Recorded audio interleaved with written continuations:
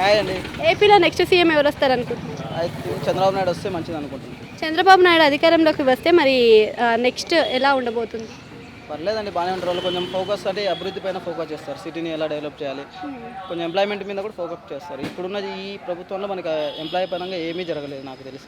యుగ యువగల మన పాదయాత్ర ప్రజల్లో ఏ మేరకు ప్రభావితం చేస్తుంది అనుకోవచ్చు? యువగలం ప్రభావం బాగానే ఉంటుందండి. ఎందుకల్లో తిరిగి వాళ్ళు బాగానే చేశారు. అధికార ప్రభావం ఏంటంటే మెయిన్ ఇప్పుడు జగన్ ప్రభుత్వంలో ఎంప్లాయ్మెంట్ లేదు. నిరుద్యోగులకు కావాల్సిన ఎంప్లాయ్మెంట్ అదే. ఇక ఏంటంటే సాటి నిరుద్యోగిగా నేను కూడా ఏపీ నుండి ఇక్కడికి వచ్చా జాబ్ కోసం. అంటే ఇప్పుడు విద్యార్థులు వలస వెళ్ళడం జరుగుతుంది.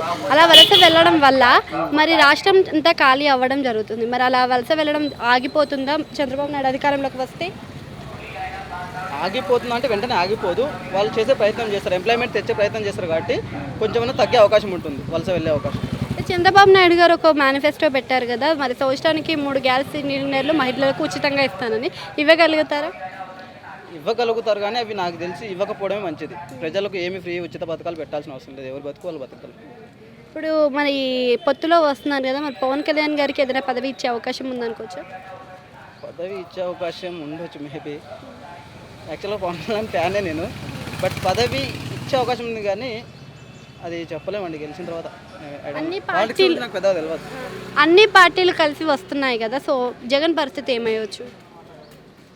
జగన్ పరిస్థితి చెప్పలేమండి, గట్టి పోటీనే ఉంటుంది జగన్ది. వీళ్ళిద్దరు వచ్చినా గట్టి పోటీ ఇవ్వగలరు జగన్.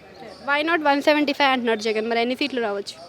మేబీ ఛాన్స్ ఉంటుంది కానీ 175 రాదు, 50-50 ఛాన్సెస్ ఉంటాయి. Thank you.